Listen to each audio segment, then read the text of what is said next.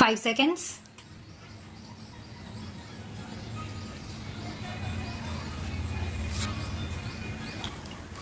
Sir, Section 115 of the Code of Civil Procedure has been amended so as to take away the power of revision of the High Courts against questioning orders.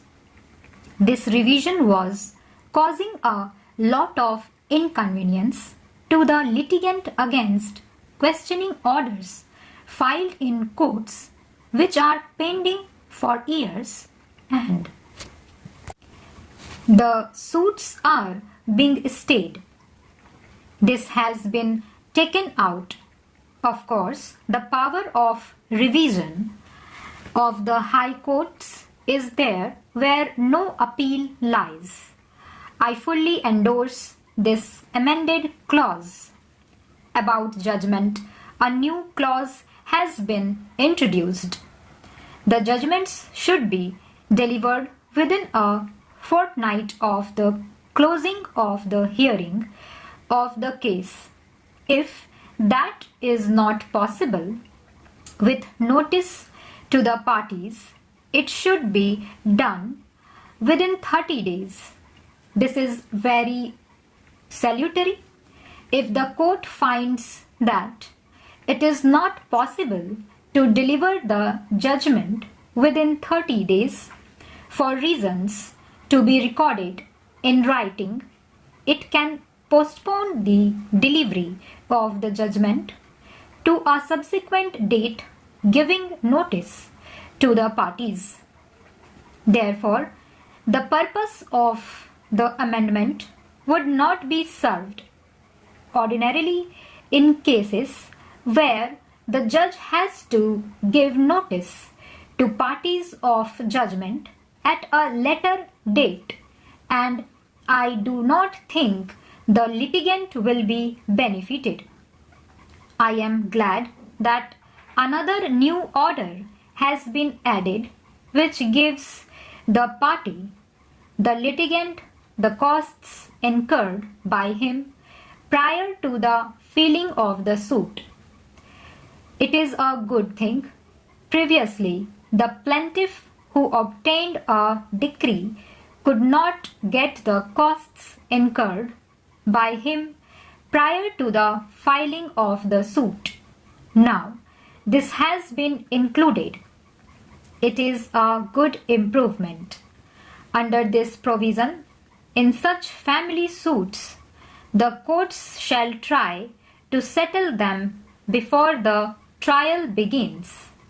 It is a good thing in family matters, like a husband filing a suit for judicial separation or the wife filing a suit for maintenance. There, the courts will come to the aid of the parties, and in camera they could try to settle and see that they could come together. In most cases, the courts will succeed in seeing that parties come to an understanding without undergoing the trouble of lending evidence on either side. Similar provision should be made where the subject matter of the suit does not exceed rupees 3,000. We have limited the right of appeal to suits where the subject matter is more than rupees 3,000. Sir, similar provision should be thought of here also, so that the court would come to the rescue of the persons and see that the matter is settled.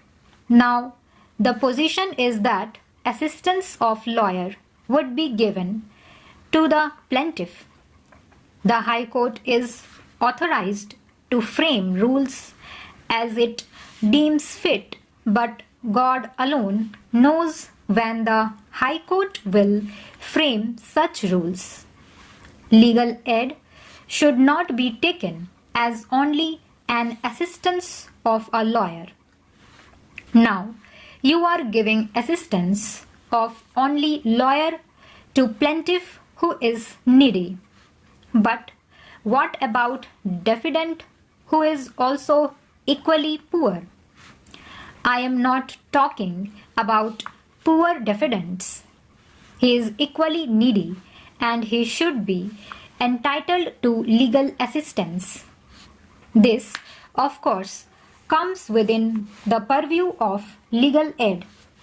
There is also another proposal in the amending bill that case which has been brought should be disposed of within 60 days. Under the election law, election petitions are required to be disposed of within 6 months, but they are never disposed of within 6 months. They take years, so it is only a pious wish. Much time is taken up in serving notice of the appeal on the respondents. So, though it is a good thing, I doubt whether this will be achieved. Sir, none of the objects for which the amending bill has been brought forward can be achieved by this amending bill. But the bill is helpful in one respect. It has streamlined the procedure. It has removed doubts.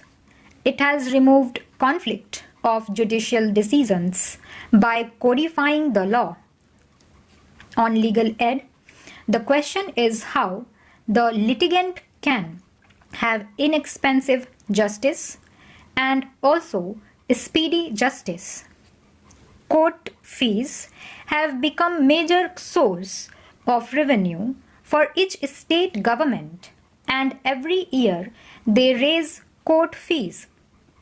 It is impossible for the litigant to pay such high court fees.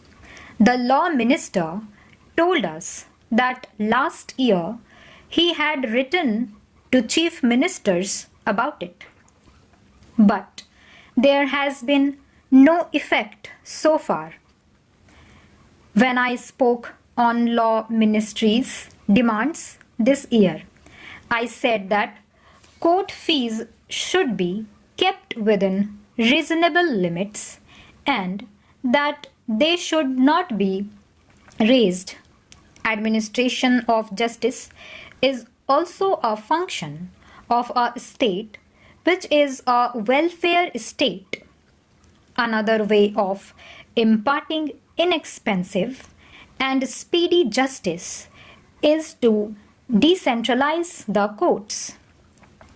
Courts should be established at each block headquarters so that the litigant will not be compelled to take the witnesses to the nearby cities.